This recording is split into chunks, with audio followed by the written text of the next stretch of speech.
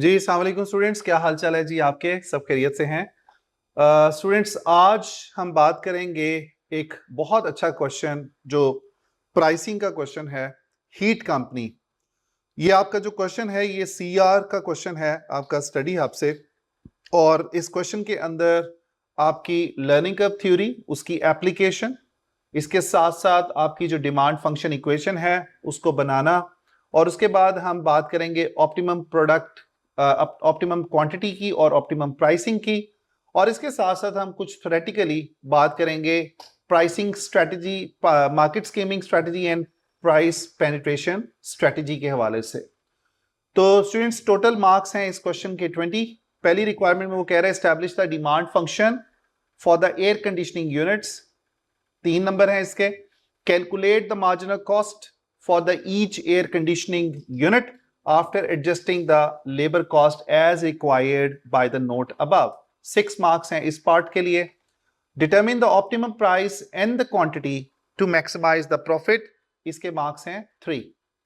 उसके बाद B part में वो कह रहा है explain why what is meant by the penetration pricing, यानी कि आपने पहले उसको एक्सप्लेन करना है पेनिट्रेशन प्राइसिंग के बारे में, और उसके बाद मार्केट स्किमिंग के। उसके बाद वो कह रहा है discuss whether either strategy will might be suitable for the heat company when launching the energy buster, कि क्या आपकी कौन सी स्ट्रेटजी जो है वो सुटेबल होगी for this company, heat company. तो इसके लिए बड़ा जरूरी है कि आपने सिर्फ यहाँ पे क्वेश्चन को एक्सप्लेन नहीं करना आंसर के अंदर के पेनिट्रेशन प्राइसिंग ये होती है और स्कीमिंग ये होती है। आपने सर्कमस्टांसिस को अंडरस्टैंड करके जो हीट कंपनी में ऊपर करके कहीं पे दिए होंगे उसके मुताबिक आपने चूज करना है कि कौन सी स्ट्रेटजी सुटेबल होगी। तो स्टूडेंट्स, अब हम क्वेश्चन को पढ़ते हैं, उसके बाद हम इसके सोल्यूशन पे आएंगे। वो कह रहा है जी, heat company specialises in the production of a range of air conditioning appliances for the industrial premises. आप एयर कंडीशनिंग अप्लायंसेस बना रहे हैं for the industrial use. It is about to launch a new product the energy buster, जो आप नई product market में launch करने जा रहे हैं, that is the energy buster. A unique air conditioning unit, ये आपकी डिफरेंट प्रोडक्ट है which is capable of providing unprecedented level of air conditioning using a minimal amount of electricity, यानी कि कम से कम इलेक्ट्रिसिटी में आप बेहतर एयर कंडीशनिंग जो है वो लेंगे।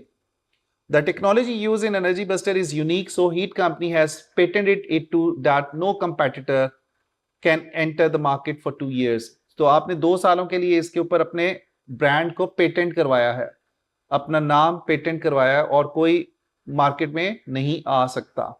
तो एक किस्म का आपने हर्डल क्रिएट कर दिया नए कंपेटिटर के लिए कि they can not copy your formula, they can not copy your product, they can not copy your idea. The company's development cost has been paid and it is expected that the product will have only a life cycle of 5 years. Heat company is now trying to ascertain the best pricing policy that it should adopt for the energy buster. Busters launch onto the market, the demand is very responsive to the price changing, यानी कि बड़ी elastic demand है कि अगर आप थोड़ी सी भी price change करेंगे so it means your demand will change much larger than that. तो यहां पे वो कह रहे हैं demand is very responsive to the price changes and the research has established that for every $15, अब देखें यहां पे सिर्फ आप $15 से इंक्रीज करें प्राइस को, and the demand would be fall by 1000 units, यानी कि change in the units are 1000, change in the price is just $15. If the company sets the price at 735, only 1000 units would be demanded. अगर आज आप इतनी price रखते हैं तो आपके सिर्फ 1000 units बिकेंगे। The cost of producing each air conditioning unit are as follows. Material की कॉस्ट आपकी लगती है $42 की, लेबर की कॉस्ट आपकी लगेगी $12 की, और 1.5 आवर्स लगेंगे एंड 8 आवर्स का रेट होगा। उसने कहा see the note below. Fixed overhead जो है वो $6 के हैं based on producing 50,000 units per year, और टोटल कॉस्ट होगी 60 की। The first air conditioning unit took 1.5 hours to make and labor cost is $8 per hour.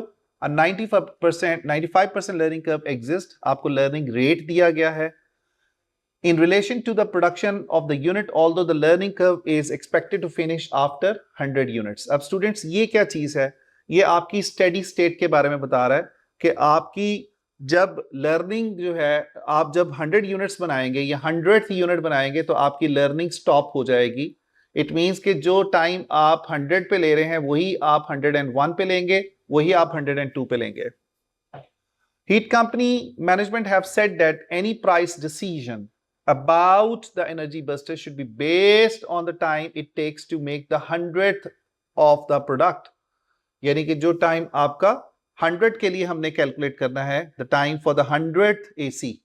The learning coefficient यानी कि B वैल्यू आपको दी हुई है -0.0740005 की, तो आपको B वैल्यू लर्निंग रेट के लिए निकालने की जरूरत नहीं है. All other costs are expected to remain the same up to the maximum demand level. आपकी बाकी जो है cost same रहेगी. It means कि your learning, your labor cost will just going to be changed. Otherwise आपकी बाकी cost same रहेंगी. तो student इसको हम अब solve करते हैं और देखते हैं कि हम इसको जो है कैसे इस पूरे 20 नंबर के सवाल का solution क्या होगा और हमने इसको properly answer कैसे करना है. जी, तो स्टूडेंट्स जो पहला पार्ट है, establish the demand function equation for the air conditioning unit, 3 marks वो कह रहा है जी आपको इसके लिए मिलेंगे. अब डिमांड फंक्शन इक्वेशन में स्टूडेंट्स ये हमारा ए पार्ट है, इसको यहाँ पे हम हेडिंग दे देते हैं डिमांड फंक्शन इक्वेशन, जो हमने यहाँ पे लिखनी है. ठीक है, डिमांड फंक्शन इक्वेशन हमने जो लिखनी है वो कैसे लिखेंगे स्टूडेंट्स, आपको याद होगा हमने जो बात की थी P is equal to A minus B into Q, ये हमारा फॉर्मूला होता है डिमांड फंक्शन इक्वेशन लिखने का. स्टूडेंट्स यहाँ पे सबसे पहले तो हम देखते हैं कि हमारी करंट प्राइस क्या है. करंट प्राइस उसने क्वेश्चन में दी है आपको कि हम इस वक्त $735 की प्राइस है और हम इस प्राइस पे कितने यूनिट्स बेच रहे हैं, क्वांटिटी कितनी बेच रहे हैं, दैट इज द 1000 यूनिट्स. तो ये हमारे पास P और Q दोनों ही दी हुई हैं. इसके साथ उसने कहा है B value. B value students हमें खुद से कैलकुलेट करनी पड़ेगी और इसका फॉर्मूला क्या होता है, change in the price divide by change in the quantity demanded. तो उसने आपको चेंज बताया हुआ है. यहां पे अगर मैं देखूं तो चेंज इन प्राइस कितनी है जी, change in the price is equal to that is just $15 and the change in demand is कितने यूनिट से वो फर्क पड़ता है जी आपको. वो कहता है कि अगर आप $15 से इंक्रीज करेंगे प्राइस तो डिमांड जो है वो चेंज होगी बाय द 1000 यूनिट्स. तो हम इसको यहां पे लिखेंगे चेंज इन यूनिट्स इज 1000. इसको थोड़ा सा आगे ले जाएं, सो ये 1000 यूनिट से आपकी डिमांड चेंज होगी. तो बी वैल्यू निकाली है तो आप क्या करेंगे, change in the price divided by the change in the number of units, so that is 0.015. उसके बाद स्टूडेंट्स नेक्स्ट है कि हमने डिमांड फंक्शन इक्वेशन लिखनी है और उससे हमने ए की वैल्यू कैलकुलेट करनी है. तो हम क्या करेंगे, यहां पे लिखेंगे जी के price is equal to that is 735 जो है उसको यहां पे लिखा and that is equal to the A. अब आपने कैलकुलेट करना है, we don't know the A, minus B कितना है जी हमारे पास, B is equal to 0.015 into कितना है जी हमारे पास Q, दैट इज 1000. तो आपने कुछ इस तरीके से अपनी कैलकुलेशंस करनी है और देखना है कि हमारी जो प्राइस है वो क्या होगी. तो अगर आप जगह चेंज करें तो स्टूडेंट्स इसका मतलब है कि 1000 को अगर आप मल्टीप्लाई करें 0.1000 इसको यहां से भी आप मल्टीप्लाई कर सकते हैं इक्वल. सो आपकी क्वांटिटी है 1000 into the change in the ये जो आपका बी कोफिशिएंट दिया हुआ है दैट इज 0.015. तो आपके पास ये जो इसका आंसर निकलता है दैट इज 15. उसके बाद अगर आपने ए की वैल्यू निकालनी है तो ए किसके बराबर होगा, ए बराबर होगा जो आप लिखेंगे 735 that is the price plus उधर जाके माइनस था, माइनस होते जाके प्लस हो जाएगा, so you will write it as 15। So आपके पास जो ए की वैल्यू आएगी दैट इज 750। अब स्टूडेंट्स दोबारा से हम अपनी डिमांड फंक्शन इक्वेशन लिखेंगे और यहां से हम कैलकुलेट करेंगे कि हमारी जो है ऑप्टिमम जो इक्वेशन बनेगी वो कैसे हम लिखेंगे इसको। तो हम इसको ऐसे लिखेंगे P is equal to 750 minus 0.015 of Q। ये इस तरीके से हमने अपनी इक्वेशन को यहां पे लिखना है। सो इसके लिए हमारे पास कितने मार्क्स थे जी? 3 मार्क्स थे सिर्फ डिमांड फंक्शन इक्वेशन लिखने के। उसके बाद स्टूडेंट्स हम आते हैं जो ए की जो सेकंड रिक्वायरमेंट है, इसको आप यहां पे दे दें जी A1 का नाम। उसके बाद हम आते हैं A2 के ऊपर। A2 के अंदर हमने क्या कैलकुलेट करना है, इसको भी हम बात करते हैं जी। A2 में वो कह रहा है कि आप कैलकुलेट करें marginal cost for each air conditioning unit after adjusting the labour cost as required. तो हम यहां पे लिखेंगे calculation of the marginal cost, इसको आप कर दें A2 और यहां पे आप इसको रेस करके लिखें calculation of the marginal cost after the adjustments. अब इसके लिए हमें लर्निंग कर्व थ्योरी को अप्लाई करना पड़ेगा स्टूडेंट्स, और लर्निंग कर्व थ्योरी के लिए हमें याद होगा कि इक्वेशन हमारी क्या होती है, y equal to ax and the power b। यही है ना formula, y equal to ax power b। It's not minus, it is equal. अब a क्या होता है आपको याद होगा, it is a time for the first unit. Time for the first unit, ये मैं साथ साथ इसलिए लिख रहा हूं ताकि आपको याद आ जाए जो हमने पहले डिस्कस की हुई है लर्निंग कर्व थ्योरी। उसके बाद b क्या है, b की वैल्यू उसने आपको ऑलरेडी दे दी हुई है -0.074005। ये अगर आप देखें तो यहां पे -0.074005 की b की वैल्यू दी है। इसके बाद स्टूडेंट्स अगर हम देखें तो उसने आपको कहा है कि आपको जो टाइम लगता है that is the A value, ये उसने आपको बताया दैट इज 1.5 आवर्स। आपको 1.5 घंटे लगेंगे टू मेक 1 यूनिट। तो स्टूडेंट्स इसके लिए हमें क्या करना पड़ेगा, चूंकि हमने टाइम निकालना है 100th एयर कंडीशनिंग के लिए, तो हम क्या करेंगे, सबसे पहले y की वैल्यू निकालेंगे bye using the same formula for the first 100 units. तो उसके लिए स्टूडेंट्स हम इस तरह की कैलकुलेशन करेंगे। सबसे पहले y की वैल्यू को हम जो कैलकुलेट करेंगे वो होगी, हम लेंगे time for the first unit that is 1.5 into how many units we are making, 100 units, x लेंगे 100। उसके बाद हम इसकी पावर लेंगे, जो हमारे पास ये जो पावर दी हुई है इसको हम लेंगे, तो हमारे पास जो आंसर आएगा that will B y value 1.0668178। उसके बाद हम निकालेंगे total time. Students total time किसके लिए निकालेंगे, for the 100 units in total. तो सिंपल सी बात है कि अगर आपने टोटल टाइम कैलकुलेट करना है तो आप 100 यूनिट्स को मल्टीप्लाई कर देंगे, ये जो y की वैल्यू निकाली है with the learning effect it will be 106.68175। After that students हम y की वैल्यू निकालेंगे जस्ट 1 यूनिट बिलो, यानी कि हमने सिंपली 1 यूनिट कम लेना है, और y की वैल्यू हम देखते हैं कि वो क्या निकलेगी। यहां पे तो हमने y लिया 100 का, इसी तरह हम y को यहां पे नीचे कॉपी करते हैं और यहां पे लिखते हैं y equal to the first 99 units के लिए हम कैलकुलेट करते हैं जी।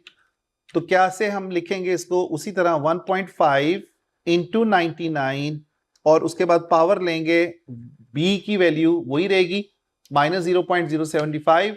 उसके बाद हम निकालेंगे total time for the first 99 units. तो वो कैसे निकलेगा students, simply you will take 99 into this, तो हमारे पास 105.6935 का टाइम निकलेगा। उसके बाद अगर आपने टाइम निकालना है फॉर द 100th यूनिट, तो आप कैसे निकालेंगे? उसके लिए स्टूडेंट्स हम ये करेंगे कि इन दोनों का डिफरेंस लेंगे। क्योंकि हमने बात की थी कि जहां पे स्टेडी स्टेट आती है उससे 1 यूनिट पहले हमने अपना टाइम कैलकुलेट करना है, y की भी वैल्यू का और टोटल टाइम, और उसके बाद हम इन दोनों का फर्क लेंगे टोटल टाइम का। तो हमें ये पता चलता है कि हमारे पास जो टाइम लगेगा फॉर द 100th AC वो कितना लगेगा? 0.988236 आवर्स का। इसको 4 डेसिमल तक भी आप राउंड कर सकते हैं, but we will calculate in this way. उसके बाद स्टूडेंट्स हम अपना देखते हैं कि हमारी जो लेबर की कॉस्ट है, लेबर की जो कॉस्ट है वो कितनी लगेगी। तो हमारे पास लेबर आवर्स तो ये कैलकुलेट हो गए, मल्टीप्लाई किया इसको, हमारे पास रेट पर आवर कितना है जी? $8 का। सो मल्टीप्लाइड बाय 8, तो इसका मतलब है कि 7.91 के करीब जो है वो हमारी कॉस्ट लगेगी लेबर के हवाले से। अब क्वेश्चन के अंदर वो ये कह रहा है कि आपने मार्जिनल कॉस्ट कैलकुलेट करनी है। मार्जिनल कॉस्ट को कैलकुलेट करने के लिए स्टूडेंट्स हम क्या करेंगे? सिंपली जितनी भी कॉस्ट होंगी हम उसको सारों को ऐड करेंगे। तो मैं यहां पे नीचे करके लिख देता हूं मार्जिनल कॉस्ट। सबसे पहले मटेरियल की कॉस्ट, मटेरियल की कॉस्ट आपको उसने क्वेश्चन में दी हुई है, वो दी थी जी आपको 42 की डायरेक्ट मटेरियल की कॉस्ट, 42 यहां पे लिखा। उसके बाद हमने यहां पे लिखा लेबर की कॉस्ट को। लेबर की कॉस्ट अभी हमने कैलकुलेट की है, that is how much it is? 7.91। उसके बाद वो कह रहा है कि जी fixed overheads, fixed overhead is not part of your marginal cost. तो इट मींस कि हमारे पास टोटल मार्जिनल कॉस्ट कितनी आएगी? इन दोनों को अगर आप ऐड कर दें 42 एंड दिस, तो इट विल बी 49.91।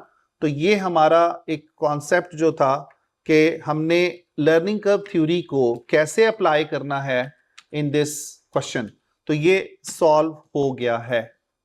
इसके बाद इसको छोटा सा फॉर्मेट में जो टेबल है उसके फॉर्मेट में ले जाएं, और इसके साथ साथ जो है ये आपका टोटल आंसर, इसको आप बोल्ड कर देंगे ताकि एग्जामिनर को पता चल जाए कि आपकी जो कॉस्ट की कैलकुलेशन है वो कहां पे हुई है, उसका क्या फॉर्मेटिंग है। नेक्स्ट है जी हमारे पास स्टूडेंट्स, वो कह रहे हैं कि जी determine the optimum price and the quantity to maximise the profits. आपने ऑप्टिमम प्राइस कैलकुलेट करनी है और क्वांटिटी कैलकुलेट करनी है। उसके लिए स्टूडेंट्स सबसे पहले तो इसको हम यहां पे नाम देंगे A3 का, चूंकि ये थर्ड रिक्वायरमेंट थी हमारी ए पार्ट की, तो इसको यहां पे करके आप चेंज कर दें, that is the third one. और यहां पे हम लिखेंगे optimum price and the quantity जो हमने कैलकुलेट करनी है। स्टूडेंट्स ऑप्टिमम प्राइस और क्वांटिटी के लिए हमने पहले ऑलरेडी डिमांड इक्वेशन जो है यहां पे लिखी थी, इफ यू रिकॉल, कि हमने ये डिमांड इक्वेशन बनाई थी 750 माइनस 0.015 ऑफ Q। तो यहां पे हम इसको दोबारा से लिख देते हैं और इस इक्वेशन के थ्रू हम अपनी प्राइस कैलकुलेट करेंगे। But first of all students, जहां पे हमने ऑप्टिमम प्राइस कैलकुलेट करनी है वहां पे हमें ऑप्टिमम क्वांटिटी की भी जरूरत है, और उसके लिए हम ये कहते हैं कि when the marginal cost is exactly equal to the marginal revenue. Marginal cost जो है वो अभी हमने ऊपर कैलकुलेट की है, दैट इज 49.91, लेकिन मार्जिनल रेवेन्यू जो है स्टूडेंट्स उसके लिए इक्वेशन हमारे पास क्या होती है? आपको याद होगा हमने पढ़ा था A माइनस 2BQ। ये हमारे पास फॉर्मूला है कैलकुलेट करने के लिए मार्जिनल रेवेन्यू को, A minus 2B and Q। तो स्टूडेंट इसके थ्रू हम क्या करेंगे? ऑप्टिमम क्वांटिटी कैलकुलेट करेंगे जब इन दोनों को बराबर करेंगे। तो मैं यहां पे लिखता हूं 49.91 that is equal to the A कितना निकला था हमारे पास? That was the time for the first unit. A basically क्या था जो हमारे डिमांड फंक्शन इक्वेशन में हमने यूज किया हुआ है, आप जरा देखिएगा, दैट वाज 750। तो मैं यहां पे लिखता हूं 750। So 750 minus 2 is of the formula. B जो है वो हमारे पास क्या था? 0.015, एंड यहां से हम निकालेंगे Q। ठीक है, Q को सॉल्व करेंगे, और Q को सॉल्व करने के लिए हम जगह चेंज करेंगे स्टूडेंट्स। तो ये 750 जो है उधर जाके माइनस हो जाएगा और 2BQ से उसको क्या करेंगे, डिवाइड करेंगे। तो मैं यहां पे ऐसे कैलकुलेट करूंगा, इक्वल लिखूंगा 49.91 माइनस द 750 और इसके बाद मैं इसको डिवाइड कर दूंगा किससे, 2 इंटू 0.2 इंटू 0.015 से। तो स्टूडेंट्स मेरे पास जो एक ही स्टेप में क्वांटिटी ये कितनी निकलेगा जी आंसर, ये माइनस माइनस कैंसल आउट हो जाएगा। सो 750 डिवाइडेड बाय 2 मल्टीप्लाई बाय 0.015, तो मेरे पास क्वांटिटी जो है ऑप्टिमम क्वांटिटी वो कितनी निकलती है, दैट इज, इसको एक दफा दोबारा चेक कर लेते हैं स्टूडेंट्स। जब आप इस कैलकुलेशन को परफॉर्म करेंगे तो आप जो है वो माइनस माइनस जो है वो तो कैंसिल हो जाएगा। इसको आप इस ब्रैकेट में इस तरह लिखेंगे कि जब आपने जगह चेंज की तो आपके पास वैल्यू निकलेगी 233336.33 की।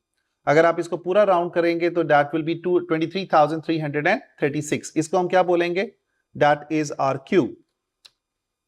अच्छा, अब आपके पास क्यू निकल आया, आपके पास इक्वेशन भी मौजूद है, तो हम यहां पे कैलकुलेट करेंगे price, that will be equal to 750, उसके बाद माइनस करेंगे 0.015 इंटू क्यू आप लेंगे यहां पे जो आपको दिया है, कैलकुलेट किया हमने ये वाला।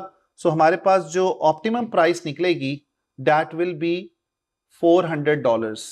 सो एक तरफ हमने ऑप्टिमम क्वांटिटी कैलकुलेट की, इसको मैं यहां पे बोल्ड कर देता हूं, और दूसरे नंबर पे हमने ऑप्टिमम प्राइस कैलकुलेट की। यानी कि अगर हम इतनी क्वांटिटी को बेचना चाहते हैं so we have to keep the price $400। So इसको आप यहां पे ले जाएं और इसको हम यहां पे कह देते हैं it is my Q. So Q भी कैलकुलेट हो गया, प्राइस भी कैलकुलेट हो गई। तो स्टूडेंट इस तरीके से हमारे पास ये जो पूरी कैलकुलेशंस हैं ये हमने परफॉर्म की हैं। So this is our answer जो हमने ऑप्टिमम प्राइस और क्वांटिटी के लिए कैलकुलेशन परफॉर्म की। तो अभी तक हमारे पास कितने पॉइंट्स आ गए, 3 + 6 + 3 दैट इज 12 मार्क्स। उसके बाद वो बी पार्ट में कह रहे हैं explain the what is the meant by penetration pricing. Students ये बी पार्ट है, पेनिट्रेशन प्राइसिंग को हमने एक्सप्लेन करना है अपने वर्ड्स के अंदर। पेनिट्रेशन प्राइसिंग में स्टूडेंट्स हमने बात की थी कि अगर प्रोडक्ट जो है वो आपकी नहीं है और आप मार्केट में अपनी प्रोडक्ट को लॉन्च करते हैं तो आप कम प्राइस पे लॉन्च करते हैं, और पेनिट्रेशन प्राइसिंग में हमारा मकसद ये होता है कि we have to gain the market share and we want to have the more demand. अगर हम पेनिट्रेशन प्राइसिंग की स्टूडेंट्स कंडीशंस की बात करें कि वो किन कंडीशंस में इस्तेमाल होगी, तो जो पहली कंडीशन है स्टूडेंट्स वो ये होती है, इसको हम लेफ्ट अलाइन कर लेते हैं जी। जो पहली कंडीशन है दैट इज अबाउट कि यार आपकी ये जो प्रोडक्ट है वो इलास्टिक होनी चाहिए, डिमांड इलास्टिक होनी चाहिए। और यहां पे इलास्टिक डिमांड आपको कहीं ना कहीं उसने बताई भी हुई है कि आपकी ये जो प्रोडक्ट है it has the elastic demand. दूसरी जो कंडीशन है स्टूडेंट्स वो कह रहा है कि जी ऑब्वियसली आप कम प्राइस पे चार्ज करना चाहते हैं, अपनी कम प्राइस पे प्रोडक्ट को मार्केट में लॉन्च करना चाहते हैं, तो दैट मींस कि आपके पास इकोनॉमीज ऑफ स्केल भी मौजूद होना चाहिए। अब इकोनॉमीज ऑफ स्केल क्या चीज है कि हमारी प्रोडक्ट जो है हम जो बना रहे हैं that should have the lowest cost to make it. उसके बाद तीसरी जो कंडीशन होती है आपकी पेनिट्रेशन प्राइसिंग के हवाले से वो ये होती है कि लाइक के we want to discourage the new entrants, यानी कि हम इतनी लो प्राइस पे अपनी प्रोडक्ट सेल करें कि हमारे जो नए जो कंपेटिटर्स हैं वो डिस्करेज हों, यानी कि वो मार्केट में आ ही ना सकें। क्यों, कैसे नहीं आ सकेंगे? वो इसलिए नहीं आ सकेंगे कि बिकॉज आप अपनी प्रोडक्ट को, चूंकि आपके पास इकोनॉमीज ऑफ स्केल है, तो आप अपनी प्रोडक्ट को लोएस्ट पॉसिबल प्राइस पे लॉन्च कर रहे हैं। इट मींस के they will not be able to cope your price. उसके बाद स्टूडेंट्स जो है आपकी जो प्रोडक्ट है उसका जो लाइफ साइकिल है, अगर आप देखें तो लाइफ साइकिल जो है वो भी शॉर्ट है। ये बड़ा मैटर करता है कि प्रोडक्ट की लाइफ साइकिल जो है वो भी लॉन्ग नहीं होनी चाहिए, राइट जी। तो इस केस में हमें ये सर्कमस्टांसेस को देखना पड़ेगा, इसके अलावा और भी सर्कमस्टांसेस हो सकते हैं जिसको हम पढ़ सकते हैं। उसके बाद है जी पेनिट्रेशन प्राइसिंग की, हमने कंडीशंस की बात की। स्किमिंग की कंडीशंस की अगर हम बात करें तो वो कौन कौन सी होती हैं उसको हम देखते हैं जी। और स्किमिंग का मतलब क्या होता है कि जब आप नई प्रोडक्ट मार्केट में लॉन्च करते हैं तो आप हाई प्राइस पे लॉन्च करते हैं। तो इन्हीं कंडीशंस को हम यहाँ पे कॉपी करते हैं जी। पहली जो कंडीशन होती है स्टूडेंट्स के, जो प्रोडक्ट है that is innovative and unique, ठीक है, सो दैट इज डिफरेंट। उसके बाद दूसरी कंडीशन जो स्किमिंग की होती है स्टूडेंट्स, उसके अंदर हम देखते हैं कि प्रोडक्ट जो है उसका शॉर्ट लाइफ साइकिल होना चाहिए। तीसरी जो है कंडीशन, उसके अंदर डिमांड इलास्टिक नहीं होगी, demand would be in elastic. In elastic means कि अगर आप कल को प्राइस ज्यादा भी चार्ज करें तो they would not be any impact on your demand level. After that आपकी जो है स्टूडेंट्स, जो क्या कहते हैं, आपकी जो प्रोडक्ट है उसकी इनिशियली प्राइस क्या होती है, ज्यादा होती है, और उसके बाद हम उसको ग्रेजुअली क्या करते हैं, लोअर करते हैं। तो ये कंडीशंस है हमारे पास जो हम यूज करेंगे स्किमिंग स्ट्रेटजी के हवाले से। तो इस क्वेश्चन के अंदर अगर हम देखें तो हमारी जो कंडीशंस हैं that is not that clear, और इसके साथ साथ हमें यह भी नहीं पता कि हमारी जो इनिशियल डेवलपमेंट की कॉस्ट है वो कितनी लगी। तो लिहाजा हम यहां पे कह सकते हैं कि अगर हम स्किमिंग के ऊपर जाएं, चूंकि हमारी प्रोडक्ट डिफरेंट है, यूनिक है, और लाइफ साइकिल भी इतना लंबा नहीं है, तो हम ये कर सकते हैं कि हम एक जर्नली सजेस्ट कर सकते हैं कि we will go for the skimming strategy. तो मैं यहां पे इसको हाईलाइट कर देता हूं, that will be our strategy to followed. तो स्टूडेंट्स, एक 20 मार्क्स का जो क्वेश्चन था वो हमने किया। आई वुड रिकमेंड कि आप ये जो थ्योरेटिकल पार्ट है इसको प्लीज एक दफा जरूर गो थ्रू करें सजेस्टेड आंसर से, और अगर आपको कोई नया पॉइंट नजर आता है तो आप उसको अपने पास नोट डाउन करें, और इन द फ्यूचर अगर आपको सिमिलर क्वेश्चन पूछता है तो आप इसी तरह इसको आंसर करें। ठीक है जी, तो ये एक हमारा क्वेश्चन सॉल्व हो गया जी। स्टूडेंट्स, तो हमारे पास जो दूसरा क्वेश्चन है वो है जी बिग चीज चेयर्स का। और बिग चीज चेयर्स के अंदर स्टूडेंट्स इस तरह का क्वेश्चन हमने पहले ट्राई किया था जब हम टारगेट कॉस्टिंग की बात की थी। हमने वहां पे हमने देखा था कि हम कैसे अपनी कॉस्ट जो है कैलकुलेट करेंगे for the first 128 chairs, and then cost gap हम कैसे रिड्यूस करेंगे।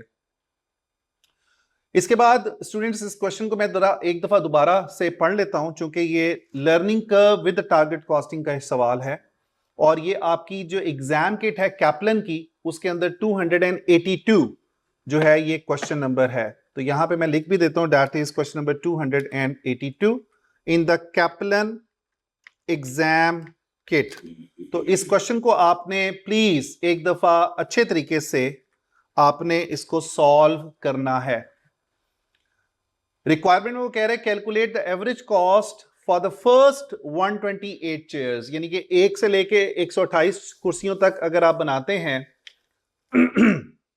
तो आपकी एवरेज कॉस्ट क्या होगी। इन अदर वर्ड्स, आपने y की वैल्यू निकालनी है फॉर 128 चेयर्स। चूंकि एवरेज का वर्ड आया है तो y आपका वैसे ही एवरेज होता है, y की वैल्यू एवरेज वैल्यू होती है जो कि हम फर्स्ट 128 चेयर्स की निकालेंगे। So calculate the average cost for the first 128 chairs made and identify any cost gap that may be present at that stage. तो इसके कितने नंबर हैं जी हमारे पास? 8 marks. Assuming that a cost gap for the chair exists, suggest 4 ways in which it would be closed. अगर आपका cost gap exist करता है तो आप उस cost gap को कैसे जो है वो reduce करेंगे या कैसे ओवरकम करेंगे। वो कहते हैं the production manager denies any claims that a cost gap exist and has stated that the cost of 128 chair will be low enough to yield the required margin. Calculate the cost of the 128th chair made. वो कह रहा है कि आप calculate करें अपनी cost to make the 128th chair. It means कि आपकी स्टेडी स्टेट के कंडीशन के ऊपर वो आपसे पूछा है कि बताओ कि मेरी जो कॉस्ट होगी वो क्या होगी, and suggest whether the target costing is being achieved on the 128 chair और नॉट। तो इसके 6 मार्क्स हैं। इट मींस कि हमने स्टूडेंट्स वही काम जो अभी हम करके आए हैं हीट कंपनी के अंदर, जैसे मैंने अभी आपको बताया कि हम देखेंगे कि हमारी जो 100 यूनिट्स के लिए और 99 यूनिट्स के लिए जो कॉस्ट थी, वो जो आवर्स थे वो कैसे कैलकुलेट हुए थे, फिर हमने टोटल का डिफरेंस लिया। इसी तरह आपने इस पार्ट में भी यही करना है कि आपने एक दफा y की वैल्यू निकालनी है फॉर 128 चेयर्स, फिर आपने 127 चेयर्स की y वैल्यू निकालनी है। इसी तरह आपने टोटल टाइम निकालना है 127 चेयर्स का और 128 चेयर्स का, और उसके बाद आप इन दोनों का जो डिफरेंस लेंगे that will be the time for the 128 chair. तो आपका the method to solve the question is similar one जो हमने अभी बात की है हीट कंपनी के लिए, वही अप्रोच होगी जो आपने देखनी है बिग चेयर्स के लिए आपने जो अप्लाई करनी है। क्वेश्चन क्या वो मैं पढ़ देता हूं आपके लिए, जो पूरा क्वेश्चन है उसको रीड करता हूं। The big cheese chairs manufactures and sells executive chairs, leather chairs. They are considering a new design of massaging chair to launch into the competitive market in which they operate. They have carried out an investigation in the market and using a target costing system. कौन सा method use कर रहे हैं बेटा? Target costing का. And they have targeted a competitive price of $120 for the chair. BCC wants to margin on the selling price of 20%. यानी कि profit margin आपका 20% है, ignoring any overheads. The frame and massage mechanism will be bought in for the cost of $51 per chair, and the BCC will upholster it in the leather and assemble it for the ready for dispatch. तो student की material की जो cost है उसके बारे में आपको बता रहा है कि जो मसाज का जो फ्रेम है, मैकेनिज्म है, उसकी जो कॉस्ट है वो 51 है, that is a material cost. And आप होस्टर जो है उसकी कॉस्ट आपको दी हुई है। Leather cost is $10 per meter, again the material cost is there. उसके बाद वो कहता है जी 2 meters are needed for complete the chair, all the 20% of the leather is wasted. It means कि आपको ये नॉर्मल लॉस दिया हुआ है। इसका मतलब है कि अगर आप 2 मीटर इस्तेमाल करेंगे तो इसको आपको ग्रॉसअप करना पड़ेगा विद 20%, यानी कि ये 2 meters are 80% and you have to convert it into the 100%. So 20% तो लॉस है क्योंकि आप अपनी कॉस्ट को एस्टिमेट कर रहे हैं।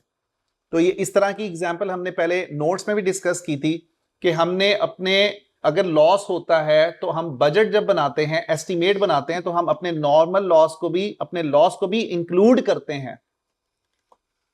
तो याद रखने वाली बात है कि स्टूडेंट्स ये जो 2 meters हैं, दिस इज 80%। सो हम इसको कैसे कन्वर्ट करेंगे? 2 into 100/80 करेंगे। तो ये हमारे पास कितने मीटर्स निकलेंगे? 2 into 100/80, so that will B 2.5 meters, यानी कि ये नॉर्मल लॉस इसके अंदर शामिल होगा। उसके बाद वो कहता है कि the upholstery and assembling process will be subject to a learning effect as the worker gets used to the new design. BCC estimates that the first chair will take 2 hours to prepare.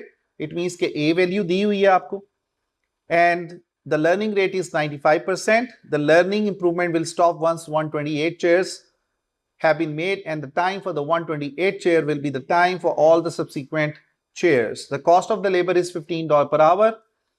The formula आपको दिया हुआ है, B value calculate करके दी हुई है already, -0.074000581। आपने इस value को यूज करना है और आपने देखना है कि हमारे पास इसकी क्या वैल्यू कैलकुलेट होती है। तो स्टूडेंट्स ये वाला जो क्वेश्चन है, this is an assignment for you and I mark it with the red colour, ताकि आपको ये पता चल जाए कि ये हमारी असाइनमेंट्स के क्वेश्चंस हैं जो हमने कंप्लीट करने हैं। उसके बाद स्टूडेंट्स हमारे पास जो है एचएस इक्वेशन का एक क्वेश्चन है बहुत अच्छा। एचएस इक्वेशन के अंदर वो कह रहा है जी profit, calculate the optimum profit maximising price of the component for the period Identify the 3 reasons why it is inappropriate for HS to use this theoretical pricing model in the practice. तो student इस question को मैं आपके साथ discuss करता हूं, पढ़ता हूं और उसके बाद हम इसको सॉल्व करने की कोशिश करते हैं.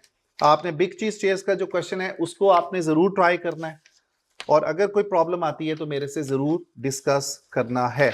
वेरी वेरी इंटरेस्टिंग क्वेश्चन और आपको इस क्वेश्चन को करने का मजा आएगा. Now students, HS equation requirement इसकी हमने देखी.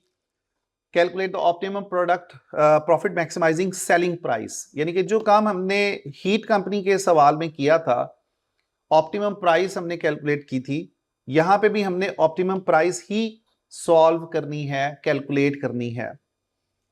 उसके बाद हमने देखना है कि 3 रीजंस हैं कि हम थ्योरेटिकल प्राइसिंग मॉडल जो है वो इसमें कौन सा यूज करेंगे या कौन सा कर रहे हैं उसको हम देखेंगे. तो सीआर क्वेश्चन है पे आपकी एग्जाम किट का. This question is 200 and student this question is 271. यहां पे मैं लिख देता हूं एग्जाम किट का क्वेश्चन है जी. Exam kit 271. सो प्लीज इस क्वेश्चन को जो है हम जरा ध्यान से आपने समझना है. ये सिमिलर क्वेश्चन है, अभी जैसे हमने बात की, मैंने आपको बताया उसी तरह का है, लेकिन but we have to understand it very well. वो कह रहे हैं HS manufactures component for use in the computers. The business operates in a highly competitive market where there are large number of manufacturers of the similar components. Competition चल रहा है और भी market में मैन्युफैक्चरर्स हैं for the same good, for the same component. HS is considering its pricing strategy for the next 12 weeks, for the one of its components. The marketing director seeks your advice to determine the selling price that will maximize the profit to be made during this period. कि आप ये ढूंढना चाह रहे हैं कि जी हमारी price कौन सी होगी जिसपे हमारी डिमांड ज्यादा होगी और प्रॉफिट भी ज्यादा होंगे. You have been given with the following data. Market demand दी हुई है, करंट सेलिंग प्राइस दी हुई है 1350 की, and the average weekly demand over the last 4 week has been 8000 components. आपको Q की वैल्यू करंट क्वांटिटी दी हुई है 8000 components. An analysis of the market shows for every $50 increase in selling price the demand reduces by $1000 components. यानी कि change the हुई है आपको कि अगर आप $50 से चेंज करते हैं प्राइस को तो डिमांड 1000 से चेंज होगी. उसके बाद उसने कहा है कि जी the cost, the direct material cost of each component is $270. The price is part of a fixed price contract where the material suppliers and the contract does not expire for another year.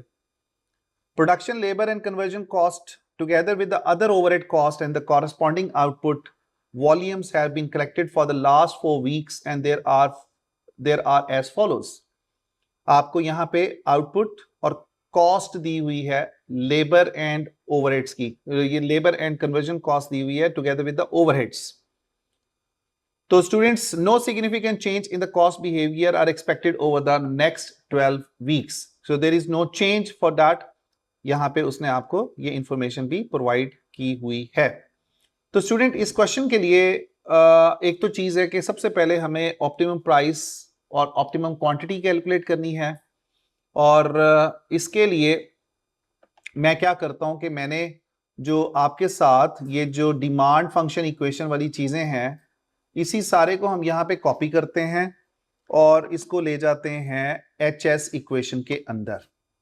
ठीक है, ताकि हमें दोबारा से उसके ऊपर right ना करना पड़े, यहाँ पे हर चीज को दोबारा से लिखने की जरूरत ना पड़े.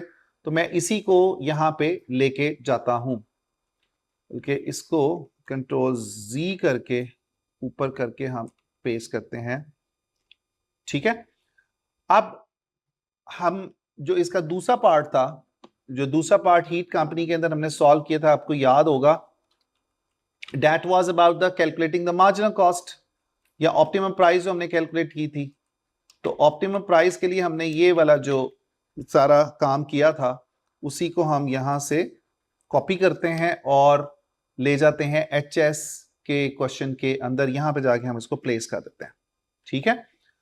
अब स्टूडेंट्स इसके बाद हम जो भी वैल्यूज दिए हैं उसको चेंज करते हैं। करंट प्राइस उसने आपको दी थी, दैट इज 1350। प्राइस को चेंज किया। डिमांड लेवल है जी हमारे पास 8000, मैंने इसको 8000 लिखा।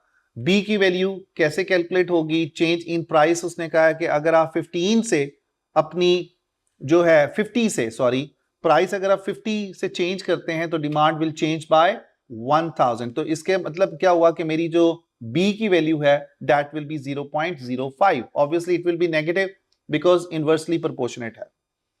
उसके बाद स्टूडेंट्स हम यहां पे जो इक्वेशन लिखेंगे वो हम लिखेंगे 7, कितनी लिखेंगे जी? प्राइस हमारे पास कितनी थी? 1350। 1350 equal to A minus B कितना लेंगे यहां पे स्टूडेंट? जो अभी हमने कैलकुलेट किया बी की value that is how much it was? 0.05। तो इसको यहां पे लिखेंगे 0.05 इनटू करंट क्वांटिटी कितनी है? 8000। इसको मैंने चेंज कर दिया टू 8000। उसके बाद यहां से हमने स्टूडेंट्स ए की वैल्यू कैलकुलेट करनी है। ए की वैल्यू कैसे कैलकुलेट होगी? सिंपल सी बात है कि हम क्या करेंगे, हमारे पास जो स्टूडेंट्स ए को निकालने के लिए हमने जगह चेंज करनी है। 1350 और ये जो आपकी वैल्यू है इसको आप ऐसे लिख सकते हैं, it is equal to 1350, got it? ये जो माइनस 0.05 है अगर हम इसको उधर ले जाएं तो हम इसको ऐसे लिखेंगे प्लस 0.05 इंटू 8000। तो अगर हम इसको ऐड करें तो हमारे पास 1750 जो है that will be the price where there is no demand. इसका मतलब है ये ए की वैल्यू है। A is what? It is the price at which there is no demand. अब हम स्टूडेंट इसके लिए इक्वेशन क्या लिखेंगे? हम इसके लिए इक्वेशन लिखेंगे P equal to A is 1750 minus B कितना था? 0.05 ऑफ Q। यही इक्वेशन हमारी बनेगी ना जो हमने राइट करनी है। अब उसके बाद स्टूडेंट्स जब हमने ये इक्वेशन लिख ली उसके बाद हमने क्या करना है? मार्जिनल कॉस्ट को मार्जिनल रेवेन्यू के बराबर करना है। अब मार्जिनल कॉस्ट क्या है? मार्जिनल कॉस्ट यहां पे आपको अब कैलकुलेट करनी पड़ेगी, वर्किंग करनी पड़ेगी। तो नीचे करके हम कैलकुलेट करते हैं अपनी मार्जिनल कॉस्ट को। Marginal cost means it's a variable cost. अच्छा, अगर आपने वेरिएबल कॉस्ट निकाली तो कौन कौन सी वेरिएबल कॉस्ट होगी? सबसे पहले तो आपको जो क्वेश्चन में उसने वेरिएबल कॉस्ट दी हुई है that is the direct material cost. कितनी है जी डायरेक्ट मटेरियल कॉस्ट? स्टूडेंट्स आपके क्वेश्चन के अंदर उसने बताया हुआ है कि इट इज $270। ये आपकी मटेरियल कॉस्ट है। आप यहां पे भी देख सकते हैं it is given to you 270। अच्छा, अब ये जो लेबर एंड कन्वर्जन कॉस्ट और ये सारी कॉस्ट दी हुई है इसमें से आपने वेरिएबल कॉस्ट ढूंढनी है और इसके लिए हम यूज करेंगे हाई एंड लो मेथड। ठीक है, लेबर प्लस कन्वर्जन कॉस्ट जो भी है हमने इसके लिए कैलकुलेट करना है हाई लो मेथड से variable element of the cost. तो कैसे कैलकुलेट करेंगे स्टूडेंट्स? इक्वल लिखेंगे। सबसे पहले हाईएस्ट एक्टिविटी कितनी है जी? आप मुझे बता सकते हैं? हाईएस्ट एक्टिविटी इसने कहा है कि जी आपकी है 8500, 9400, 7600, 8500 और 7300। तो हम सबसे पहले तो हाईएस्ट एक्टिविटी के सामने हाईएस्ट कॉस्ट उठाएंगे। तो मैं यहां पे लिखूंगा, चूंकि मैं वेरिएबल कॉस्ट का एलिमेंट कैलकुलेट कर रहा हूं तो I will write it as highest cost that will be 7000 minus lowest cost. Lowest cost कितनी होगी? 5446। इसको हम डिवाइड कर देंगे highest activity minus the lowest activity से। हाईएस्ट एक्टिविटी कितनी थी? 9400 माइनस 7300। तो इसका मतलब हुआ स्टूडेंट्स हमारी जो वेरिएबल कॉस्ट निकलेगी वो कितनी निकलेगी? अगर हम इसको टोटल अमाउंट से लेते हैं, ये 7000 है, 7 मिलियन ले लें और इसके साथ साथ 7 million means this one minus the 5446,000। तो स्टूडेंट्स हमारे पास 740 की जो है वो कॉस्ट निकलेगी, जो कि हमारी वेरिएबल कॉस्ट होगी। इसका मतलब हुआ कि टोटल वेरिएबल कॉस्ट कितनी हुई, 270 plus 740, so that is the 1010, that is the marginal cost. ये मार्जिनल कॉस्ट हमने कैलकुलेट की है। अब इसी को मैं यहां पे लिखता हूं, marginal cost is this one जो हमने भी कैलकुलेट की 1010।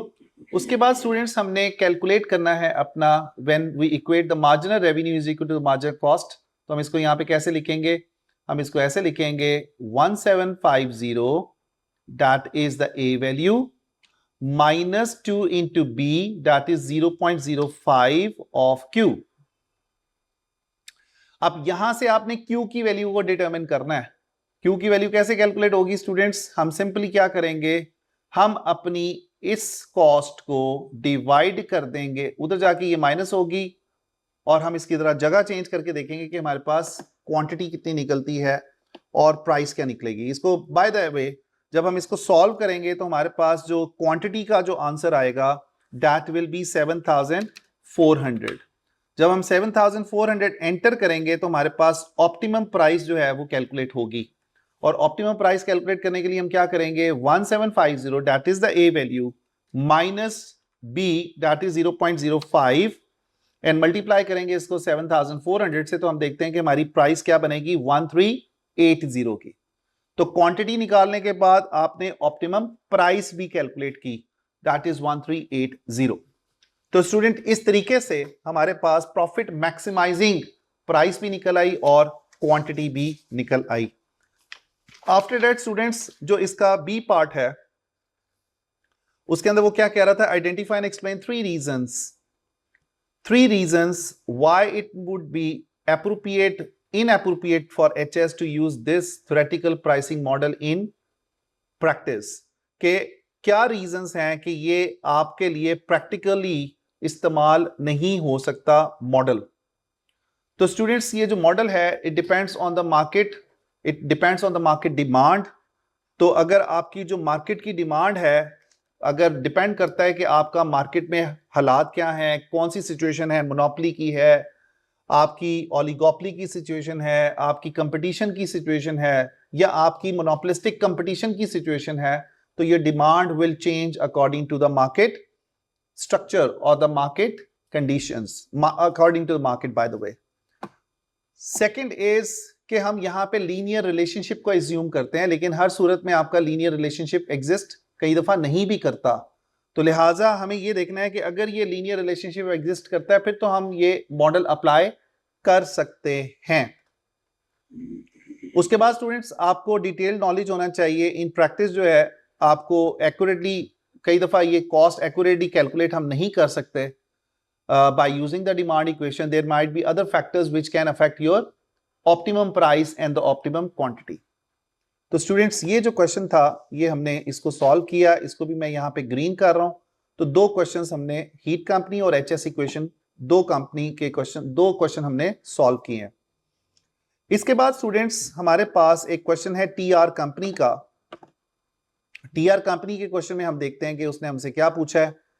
वो कहता है calculate the optimum profit maximising selling price for the Parapen and the resulting annual profit under the profit which TR will make from charging this price. तो student सबसे पहली बात तो ये है कि आपने प्रॉफिट मैक्सिमाइजिंग प्राइस कैलकुलेट करनी है, उसके बाद आपने प्रॉफिट मैक्सिमाइजिंग डिमांड कैलकुलेट करनी है, और उसके बाद आपने क्या करना है, टोटल रेवेन्यू निकालना है, उसमें से टोटल कॉस्ट माइनस करनी है। तो आपके पास क्या निकलेगा जी, आपके पास प्रॉफिट निकलेगा।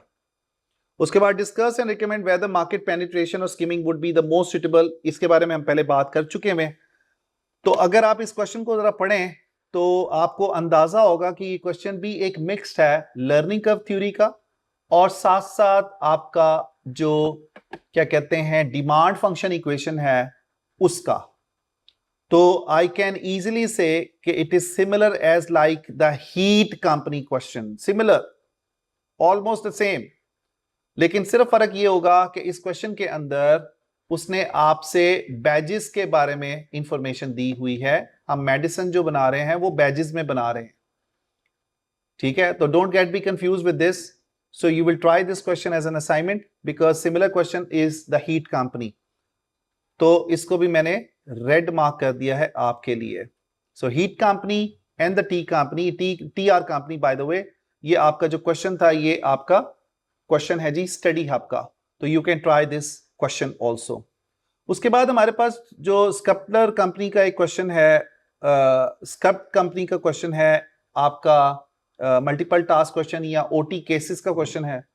इसके अंदर भी आप देख सकते हैं कि वो आपसे क्या पूछ रहा है, प्रॉफिट मैक्सिमाइजिंग जो है वो प्राइस पूछ रहा है, उसके बाद मिनिमम प्राइस के बारे में पूछ रहा है, इसके बाद आपको उसने जो है यानी कि 5 उसने ऑप्शंस दिए हैं, उसमें से आपने सेलेक्ट करनी है बेहतर ऑप्शंस जो हैं, राइट जी। तो इसको हम करेंगे ब्रेक के बाद, और इसके साथ साथ अगर स्टूडेंट आप देखना चाहते हैं तो आपके पास ALG कंपनी का क्वेश्चन है बहुत अच्छा, उसको भी आप ट्राई कर सकते हैं, राइट जी। तो मिलते हैं इंशाल्लाह कल, अपना ख्याल रखिएगा, अल्लाह हाफिज।